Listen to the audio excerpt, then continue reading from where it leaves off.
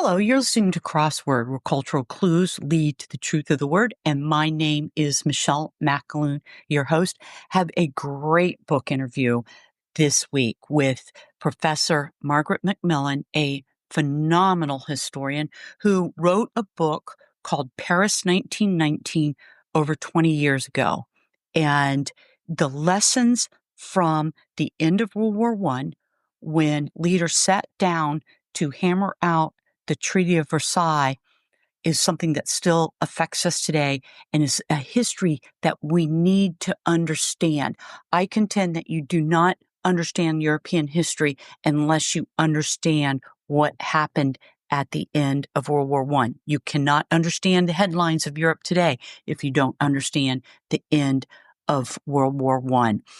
You can find out more about me at bookclues.com, and I am now a YouTube star at Crossword Author Interviews. So there you go. And if you get a chance, like and subscribe. It helps me out real big. All right, enjoy the interview. Thank you.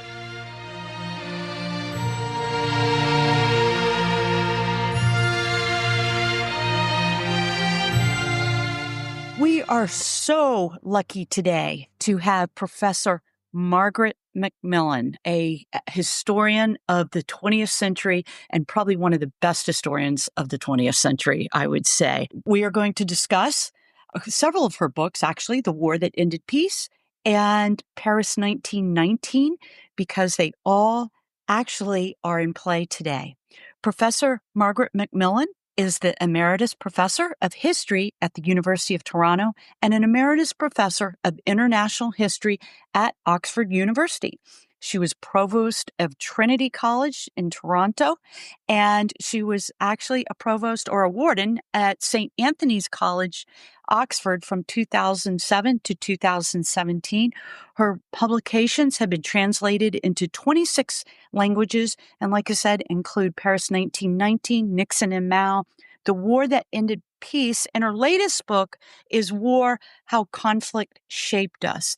Professor MacMillan, welcome to Crossword. Thank you very much, Michelle, and thank you for that very kind introduction. Well, here we are today in 2025. I almost said 2024, but 2025.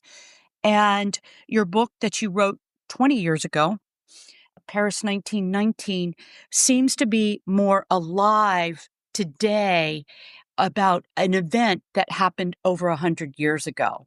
And it feels very much we're still living a lot of the history that went into World War I, that settled World War I.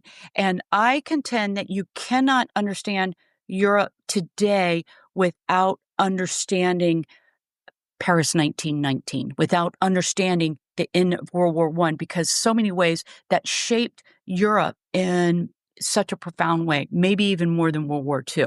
Yeah. No, I agree with you. I think the First World War was the war that made the Second World War possible. It's quite likely that without the First World War, we wouldn't have had a Second World War because there was so much unfinished business left. And it is often seen, I think, as the end of a long and relatively peaceful 19th century, relatively, because there were wars around the world and a couple of wars in Europe, but relatively peaceful compared to what came next.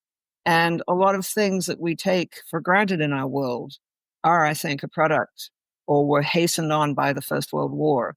And a number of peoples around Europe and elsewhere in the world still look back to how the First World War ended and still have a sense of sometimes grievance, sometimes triumph at the ending of that war.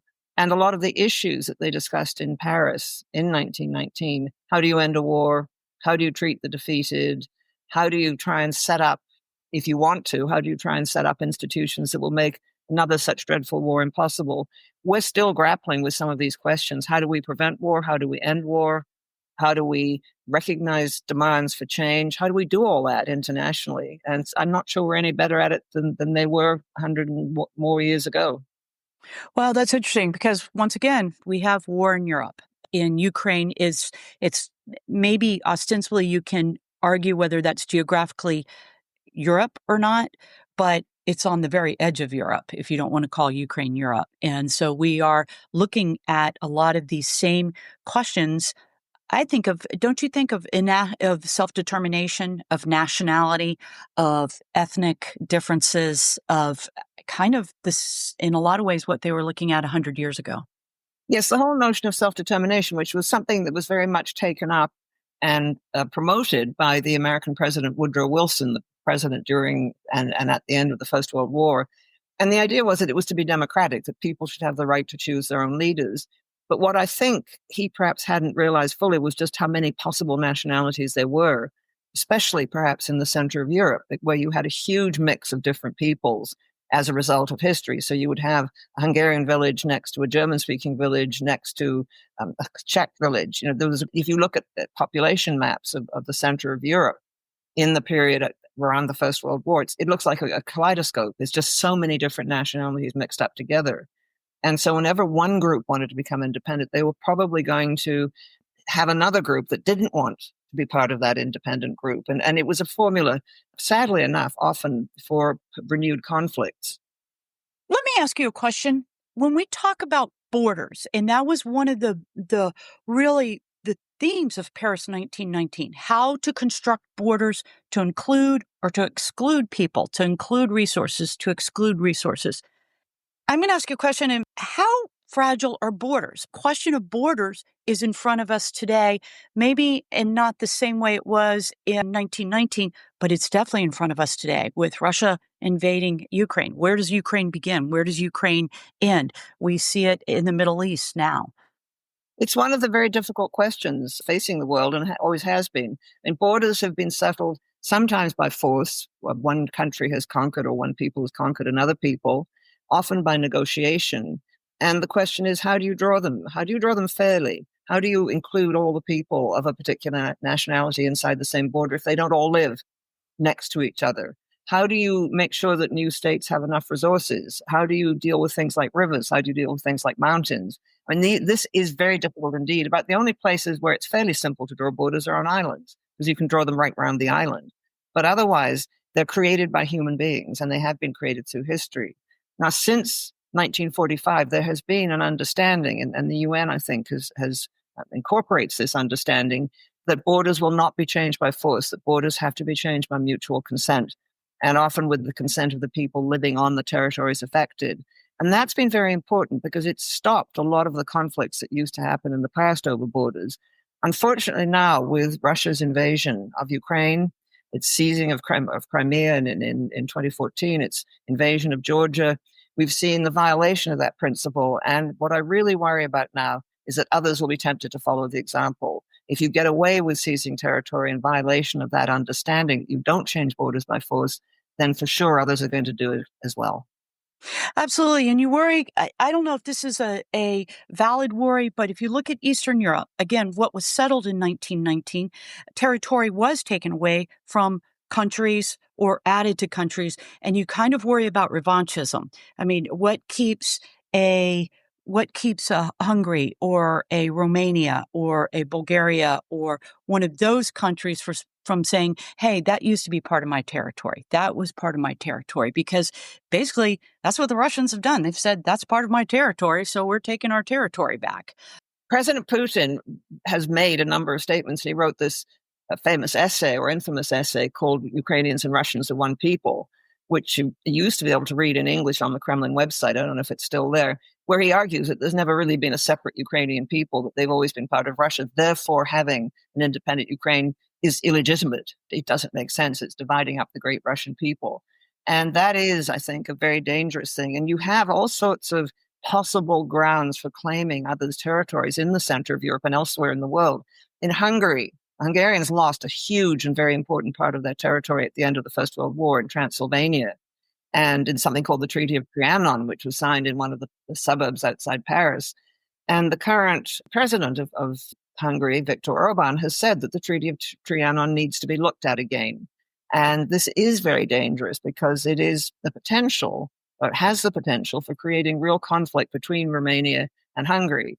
And there are other parts of the world. I mean, all the borders in Africa virtually were set by powers outside Africa. They weren't established by the Africans themselves. And if the Africans begin to look at the way in which different peoples were divided up and say, all the people who speak a particular language or all the people who come from a particular ethnic group should be in one country, then again, we're going to get borders being challenged. And the potential for a series of conflicts, I think, is really terrifying. It really is. It just, wow. It's funny because we thought history was settled. Remember the end of history and all of that. And I can't think of a more foolish statement these days, actually. I think history has come roaring back, and people remember, or there are people who will remember for them. I mean, quite often you'll get nationalist politicians who will appeal to the history and appeal to perhaps a sense of grievance, or say that we were once great, we have to be great again. And this can be very powerful. It's one of the things that can mobilize people to do things. And you're getting people remembering histories and those histories being used politically more and more since the end of the Cold War. During the Cold War, it didn't seem to matter because everything seemed frozen in the great conflict between the East and the West. But now so much is up for grabs. I mean, you have, of course, China saying that Taiwan is historically part of China. And that, again, is really a source of great tension in that part of the world.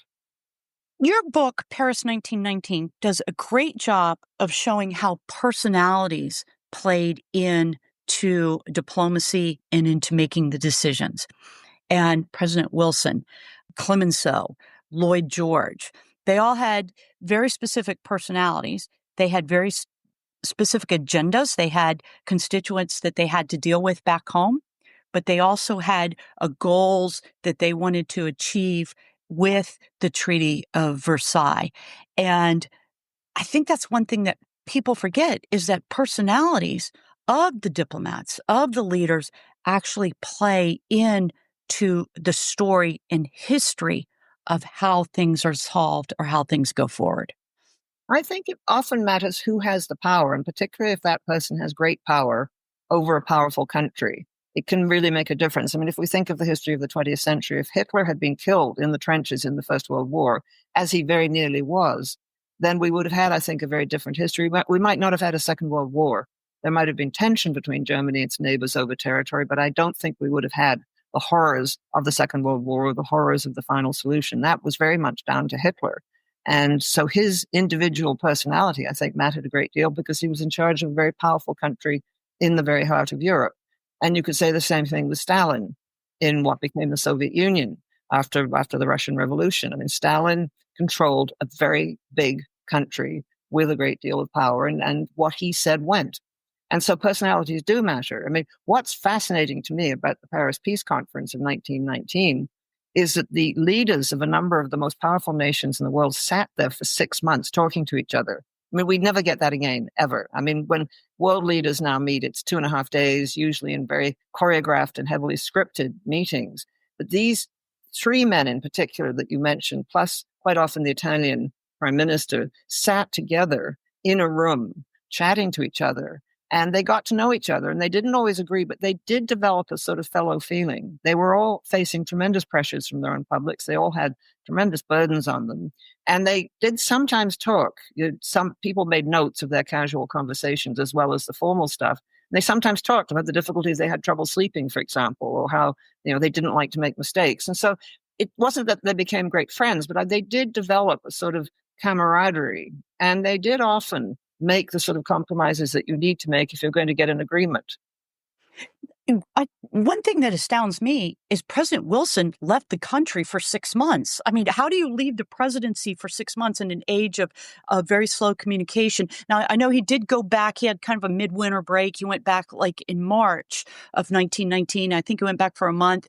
But then to me, that's unfathomable to me for a president just to leave the country and come back, especially this country. Yeah, I agree. And I think there was a lot of criticism of him, actually, because it was unprecedented. And some said it was unconstitutional. And I think he felt it was so important that he be there and participate and bring, he hoped, the United States with him to participate in what he felt was one of the most consequential meetings of the time that would, if he was right, or if his hopes came true, set up an institution, the League of Nations, which was an early forerunner of the United Nations, set up an institution that would prevent future dreadful wars. I mean, the First World War, which of course in those days was only called the Great War because they hadn't had a second one, was so horrific to Europeans and to those who looked to Europe as a civilized part of the world. This was the language they used at the time. They thought Europe was in advance in science, in political organization. It seemed to be an extraordinary part of the world. And yet it had torn itself apart in this brutal, deadly war, which had left, 9 or 10 million young men dead who'd done the fighting, countries devastated, towns ruined. And so I think what Wilson felt, and a lot of people on both sides of the Atlantic and around the world felt it, was that we can't do this again. This is horrific. And if somewhere like Europe can do this, what hope is there for the rest of us? And so we have to try and find ways of avoiding conflict. You have a great comment in your book about how it was World War I was so much about human loss. So a lot of people actually didn't see the trenches or didn't live in the trenches, but it was just horrific human loss, where World War II was actually about breaking bricks, where it was physical destruction of everything. Yeah. Civilians were affected, of course, by the First World War, but the large-scale damage to civilian housing, to civilian cities, to civilian factories where civilians work, was something that happened much more in the Second World War. I mean, you see pictures of Berlin after the First World War, it's unscathed. It's pretty much unscathed. It looked like it did in 1914 when the war started. You see pictures of Berlin in 1945, and it's flattened. There are very few buildings left standing. And so I think the scale of the destruction, the weapons were much greater, the explosives were much stronger. It was possible in the Second World War, thanks to long-range aircraft, to get to the enemy towns and cities in a way that it hadn't really been that possible in the First World War. I mean, Paris was shelled by long-range artillery in the First World War, and Zeppelins were used to drop bombs on civilian targets. But the capacity to hurt civilians was much greater in the Second World War. And we don't know how many people died in the Second World War, but one conservative estimate is something like 50 million. Wow, that's just amazing. I mean, just amazing. I tell you, and some of the numbers that are coming out of Ukraine and Russia right now, they're estimating 1 million dead or injured. So in 3 years. So, I mean, war's deadly. It's just deadly and grisly. Yeah. Okay. Talk to us a little bit about Wilson's 14 points and why that was so important during the peace talks of 1919. Well, the first of the 14 points was this notion that there should be a League of Nations to which nations would belong and which would be responsible for creating peace in the world and preventing conflict. And then there were some of them very specific. There were things about Poland, which had been disappeared as a country at the end of the 18th century, should be reconstituted. There's something about Russia being left to carry out its own fate without outside interference. And then there was talk, I believe, about disarmament and free trade. So it's a mix of very specific things. But collectively, what the 14 points add up to is a vision for a new sort of world, a world in which nations band together in this league and they give each other collective security, which means that if someone attacks one of them, everyone comes to the defense of that one nation. And the vision was also that some of the conditions of war, the economic competition, the competition for economic supremacy, should be removed, that there should be freer trade so that the world will become more linked together by trade. That was a very long-standing wish of many economists and others in the 19th century. They believed that free trade would bring a fairer and more peaceful world. And so the idea was that not just to deal with specific things like Poland being reconstituted, but also to try and set up this vision of a different and these institutions for a different sort of world. It was very powerful. It wasn't just the 14 points, it was various speeches that he made. I mean, he was very eloquent. If you read his speeches, he really knew how to express his ideas very well. And it was a very powerful vision. And a lot of people in the United States supported it. Of course, there were criticisms. There was bound to be a debate over it. But a lot of Europeans supported it as well. And so did people in the Middle East. So did people in European colonies around the world who thought, we're going to see a fairer world. We're going to have a chance to determine our own fate. And so it was a vision as much as it was a specific document. And this is where NATO and the EU really comes into play, and how important it has been to maintain basically 80 years of peace because of NATO, and EU about the same amount of time, or some kind of economic union or economic cooperation, because there really has been peace in Europe for 80 years. Yeah, no, I think a lot of the Europeans who were overrun by Nazi Germany or by fascist Italy, a lot were in exile, a lot were in exile in London. They had a lot of time to think and talk about what had gone wrong in Europe. And I think there was a very strong feeling that we have got to stop this nationalism, which leads us to compete with each other, including economically, and we've got to try and build something together. And one of the leading proponents of what was going to become the European Union was, in fact, a French bureaucrat, Jean Monnet, who was an extraordinary figure and who was prepared to forgive and forget with Germany, which was very difficult considering what had happened. But I think there was a lot of thinking, and I think the statesmen, Franklin Roosevelt of the United States, Winston Churchill of Britain in particular, thought seriously during the war, not just at its end, about what they could do. And so plans for a United Nations and the Charter of the United Nations were discussed and drawn up well before the war finished, as were what are called the Bretton Woods organizations, the World Bank, the International Monetary Fund, the General Agreement on Trade and Tariffs, which took a rather longer time to come into effect, and the World Trade Organization, which only came into effect much later on. These institutions were meant to create a world in which, again, the causes of war would be removed. And what Roosevelt was very concerned about was that the United States this time should join the United Nations. It hadn't joined the League, partly because Woodrow Wilson, I think, hadn't managed the politics very well. He wanted the U.S. in the United Nations. He wanted the Security Council of the United Nations, with what were then the four great powers of the world, to have real power so that they could intervene and push for peace. And what he also wanted was Europeans to support it as well. I mean, it was something that he really wanted to be truly international. Let's talk about Russia and where Russia was in 1919 and how they chose to deal with this. And, one of the things that your book brings out, and I knew this, but I didn't really realize this. They really were very cognizant of the Bolshevism. This was something that was a palpable fear for them. You kind of compared it to sort of like where radical Islam, violent Islam, that Bolshevism was a specter in 1919.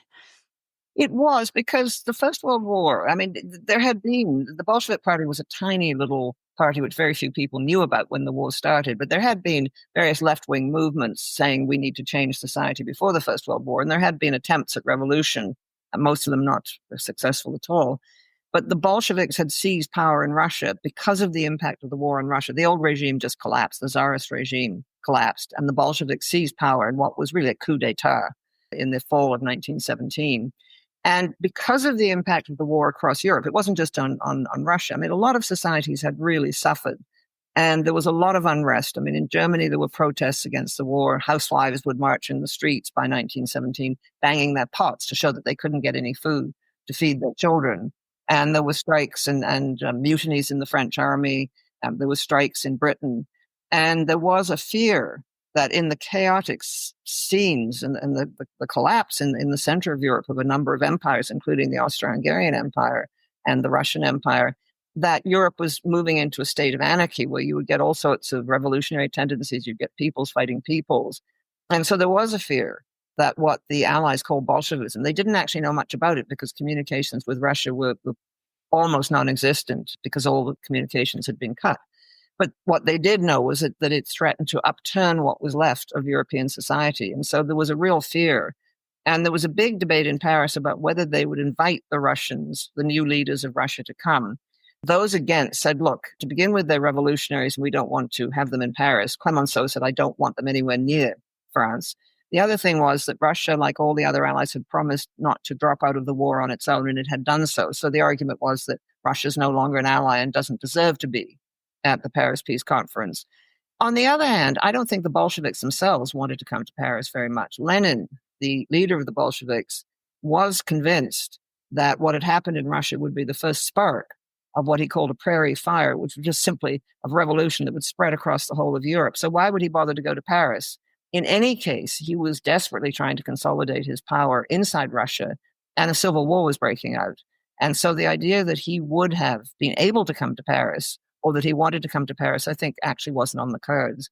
And so there was some talk of a meeting on an island off Istanbul where the Russians would come through the Black Sea and the Europeans would powers, including a representative of the United States, would come and meet them. But I don't think it was ever really serious. I think there was no wish on the part of the Bolsheviks to come to Paris, and there was really not much of a wish on the part of the world leaders there to have them come. And, what's so interesting is that once again, it's Russia on the outside.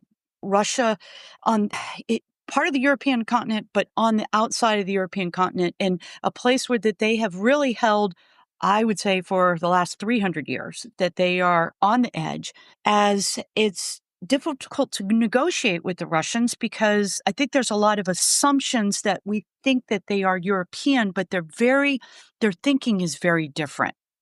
Russians always had this curious tug, and you see it going right through Russian history, of are we European or not? Or are we Right. something else? And you get it with Putin and what he talks about. I mean, there's this one thread that runs through Russian thinking about the rest of the world is that they're a Eurasian power.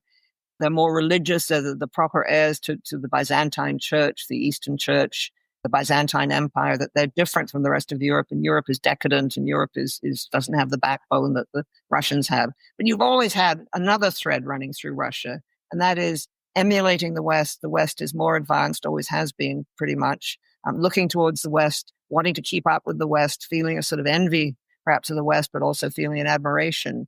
And I think we see this, that the Russians are very much pulled by these different forces. At the moment, it's those who say Russia is a unique civilization and it's not European who have the upper hand. It really is. Wow, it's been that one's difficult. It wasn't just Russia that fell apart, it was the Habsburgs. I mean, every kingdom fell apart, every sense of governance fell apart. The old traditional ways just absolutely fell apart, and that I don't think I really understood just how deep and how profound the change was, because you got rid of the Kaiser, you've got rid of the Habsburgs, you've got rid of the Romanovs, these ancient ways of ruling Europe. And these men in Paris 1919, they were actually interviewing people to figure out how to draw these borders. That to me was fascinating. Well, they hadn't had to really think about it. A lot of them didn't actually know where some of these places were. There are stories of Woodrow Wilson and Clemenceau, the French Prime Minister, and Lloyd George, the British Prime Minister, kneeling on the floor on top of a great big map and saying, well, let's put the line there. I mean, they had some advisors who knew where things were, but they also had huge pressure on them because what they were getting constantly were deputations and delegations saying, we must have this. I mean, the new Czechoslovak state, which, I mean, a lot of these states sort of announced they were there. They formed themselves on the ground, and then they came to Paris and said, would you please recognize our borders? And, the new Czechoslovak state, for example, and Hungary both claimed the same little rich coal mining area. So what are they to do in Paris? Which country deserved it? This was really tricky. And so a lot of the borders were drawn through consultation in Paris, but under pressure from various groups that were coming in. Some of them were later determined by plebiscite, where you had really mixed populations. The new League of Nations held plebiscites where people could vote to be either, say, part of Poland or part of Germany. But that left unhappy people on both sides. And as you say, revanchism, where people said, we have to get back what we've lost. We have to bring back into the fold our Germans who are suffering under Polish rule, or we have to bring back into the fold the Hungarians who are suffering under Czechoslovak rule. This led to endless tensions and bickerings among the nations in the center of Europe, in particular, between the two world wars. Even though I lived in Croatia for 2.5 years, 3 years actually, I did not understand how much Yugoslavia, Croatia, Serbia was affected by Paris 1919. That went all the way up into the 90s when Europe had to go to war, and we still have troops in Kosovo today. So it's still living today. Yeah. Well, and there's still resentments left over from the First World War. I mean, Serbia, initially some of those states, Serbia was already independent. Croatia, however, was part of the Habsburg Empire, part of Austria-Hungary. And in Croatia, they said, what do we want to do? Perhaps we should be independent now. And then they realized they were a bit too small. So there was a move to unite with Serbia, but a lot of the Croatians were really unhappy about it. The Serbs were Orthodox. They were Catholic by and large. They felt they were much more Western than the Serbs, who they saw as rather rough and ready. Croatia was a more prosperous part of the Balkans. And I think came to feel they'd been taken over by Serbia, and the new Yugoslav state was run for the benefit of Serbia. And the same thing was felt by the Slovenes who came in as well, and then the Montenegrins, that the state was being run by the Serbs for the benefit of the Serbs. and the other peoples were not getting a look in. And in a way, it's true. It was the Serbian king who became the king of the new Yugoslavia. And it was the Serbian army that became the army of the new Yugoslavia. And those tensions and resentments came out when Yugoslavia broke up. It was helped to contribute to that breakup. Absolutely. And I tell you, you speak to a Croatian or a Serbian today, and it's still living. There's no question about it, even though it has been settled, but it is the Balkans. So it's Yeah. What was that wonderful phrase of Winston Churchill's? He said, the Balkans produce more history than they can consume. That's right. I read that in your book. That's great. Yeah, I've always loved that phrase. That's absolutely true. So, you know what? Let's talk about Germany, because Germany was the elephant in the room about how to deal with Germany. You contend that the reparations were not what caused World War II, but there was a lot of ground set that was not settled that probably led to World War II. And Germany was definitely the elephant in the room on this case. Well, there was talk at the Paris Peace Conference, particularly on the part of some of the French, of breaking Germany up. I mean, Germany was a very new country. It had only been created in 1871 when several German states were brought together under the dominance of Prussia, which occupied a position rather like Serbia occupied in Yugoslavia. It was very much the dominant power within the new Germany. And there was talk of breaking it up. But Lloyd George, I think, the British Prime Minister, said quite rightly, look, before Germany came together, German nationalism caused troubles for Europe. If we break it up again, we'll get the same thing all over again. We'll get wars again over the unification of Germany. And so it was agreed that Germany would lose some territory. A lot of it in the east, which was largely Polish speaking, went to Poland. And two provinces which Germany had taken from France, Alsace and Lorraine, went back to France. The real problem with the treaty, in my opinion, but it's something that's much debated and not everyone would agree with me, is that the Germans didn't think they lost the war, even though they did. And so if you don't think you lost the war, you are not going to like any treaty. You're going to say, this is really unfair. We didn't lose. Why should we get this?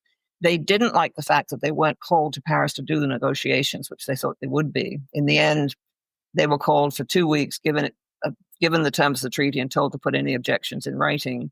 And then they came to think they hadn't started the war either. Someone called it the Battle of the Archives, where different countries ransacked their own archives and selectively published things to show that they weren't responsible for the war. It was the other guy's fault.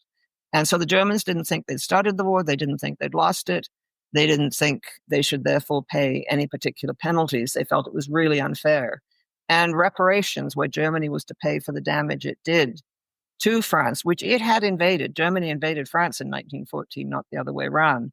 And Belgium, which Germany had invaded in 1914, not the other way around. Germany was meant to pay for the damage. And it was huge because much of the Western Front, pretty much all of the Western Front, was on either Belgian or French soil. None of the war in the West was fought in Germany. And so the Germans were obliged to pay for damage done and hand over things like timber and so on to rebuild Belgium and France. And they resented it, and they felt the bill was much too high. In the end, they never paid that much for various reasons. And when Hitler came to power, he just canceled all the reparations anyway. But it was the idea. Ideas matter, emotions matter in international relations, and what people think matters. Oh, absolutely. Let me ask you $1 million question here. Looking at Europe today, they've had 80 years of peace. There was 1815, Congress of Vienna, 1870, Franco-Prussian War, 1914, World War I, 1940, World War II, Cold War. Is peace an aberration in Europe, 80 years of peace? Well, it's an unusual long period for Europe. You know, the 19th century was a relatively peaceful time for Europe as well. Between 1815 and 1914, there were the wars of the German unification, a war with Denmark, a war with Austria-Hungary, and a war with France. But they only involved two powers, and they were brief. And there were a couple of other wars in the Balkans. But on the whole, it was a peaceful period for Europe. And when you read memoirs of people before the First World War, they say, war isn't something we do anymore. That's something that other peoples do, people who are, as they would have put it, less civilized. And so, yes, I think the 19th century was a good period for Europe. But if you look at the 18th century, there were lots of wars. The 17th century, you had the 30 Years' War, which was dreadful and devastated large parts of Europe.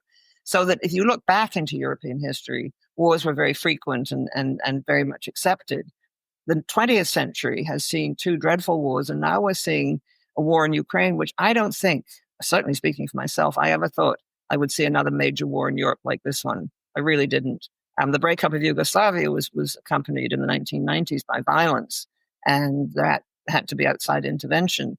And it did kill a great many people, but it was not on the scale of the war in Ukraine. And I think this has come as a real shock to Europeans who, as they did before 1914, thought they had moved beyond needing war or using war. History is made every day in the present with choices made. Where do you see Europe today?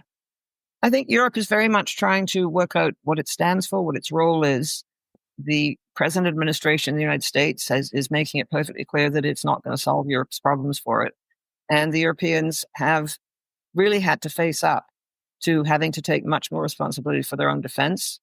They are facing up to having to decide on what it is they want, what it is they value. I mean, this is, I think, a very important moment for Europe. How can they work together?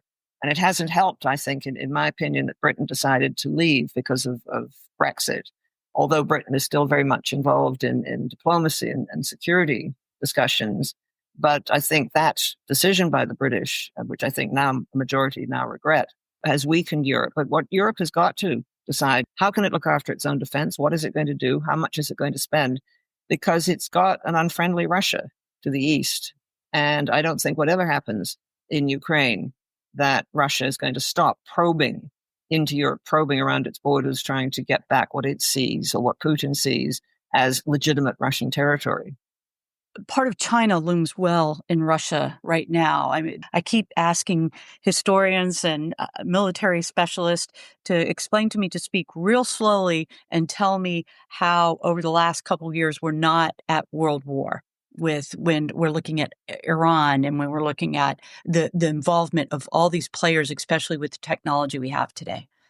I think so far there isn't a great power with weapons of mass destruction that does want to use them, partly because I think they're afraid of the consequences. Once you start something like a major war, you never know where it's going to go. And the capacity for destruction is so great now that the destruction would absolutely be immense. I think sides have held back. Putin has threatened to use nuclear weapons, but that threat has been repeated enough, I think, that he hasn't carried through. And so I'm not sure people place as much credence in it as they once did. Iran, I think, has actually been fairly careful. The last thing they want is a major war, and the last thing they want is for Israel to attack its key weapon sites. And so I think, although the rhetoric coming out of Tehran can still be quite violent, if you look at what the Iranians have actually done in response to what's happened in the Middle East, they've lost their tools in Hezbollah and Hamas, at least for the time being. But in fact, they have not responded as they might have done. And I think that's because they're terrified of what the consequences might be. The United States certainly doesn't want a major war, and I don't think China wants one either. So I think at the moment, those powers that have the capacity to wage a large-scale war don't want to do it. I mean, I think Putin got involved in Ukraine because he thought it would be easy, and he thought the war would be over in a week. He didn't, and he wasn't counting on a 3 years war. And if he had to do it again, if he'd known what was going to happen, he might well not have done it. But once in, of course, he couldn't afford to back down. It's interesting. So maybe at the end of the day, this is really about the transformation of Europe and how Europe looks at its own defense, as you said, in this very identifying and kind of reflective moment that they're having right now. Yeah. Well, I think a lot of countries are doing this, and we're looking possibly at a world divided into spheres of influence, with China dominant in the Pacific in its own neighborhood, or at least dominant in the western part of the Pacific. The United States probably still dominant in the eastern part.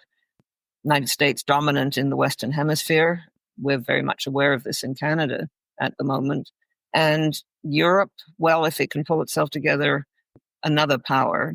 But at the moment, it looks the powers that have capacity to dominate their neighborhoods are China and the United States. Russia, in my view, would like to dominate its neighborhood, but I don't think it has the capacity to do it. And it has been seriously weakened by the war in Ukraine. I think its military has been badly damaged, its economy has been damaged, and Russia itself has become much more dependent on China, which is not, I think, a comfortable position in the long run. Absolutely. Absolutely. Okay, Professor MacMillan, I have to ask you, as a historian, what are you reading at this moment in time? I'm reading about the Second World War because I'm actually very interested in the decisions and the interrelationship of the three big powers. I mean, two democracies and one dictatorship, and how they came together to work as a coalition, and whether there are any hopes of building the peaceful world that certainly Churchill and Roosevelt and many of their citizens wanted, or whether Stalin was always going to be someone who disrupted peace. I think he was prepared. My own view is he was probably prepared for a 20-year period of peace. Certainly not for Russia to become democratic, but for the Soviet Union to rebuild itself and reconstitute itself from all the damage it had suffered. So I'm fascinated by that period because, in a way, they were dealing, as they were in 1919, with many of the same problems we're dealing with today. Very interesting. Well, I hope there might be another book out there by Margaret MacMillan. Thank you. One of these days, I'm moving very slowly at the moment, so I'm rather focusing on what's going on in the world at present.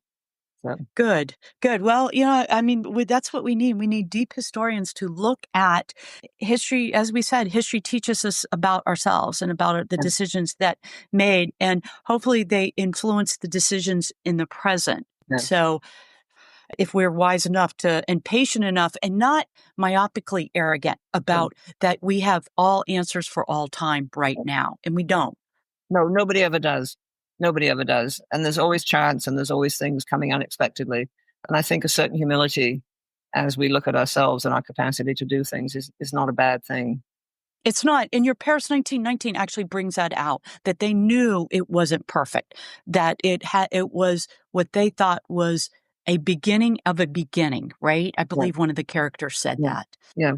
Yeah, and it depends on us all. It depends on how we all behave and how we all react, so that one generation succeeds another, and you just have to hope that the next generations will do things better than we did. That's the prayer. Yeah. Professor MacMillan, thank you so much. It was such an honor to speak to you, and thank you for taking time out of your schedule. And I hope we have another book interview in the future.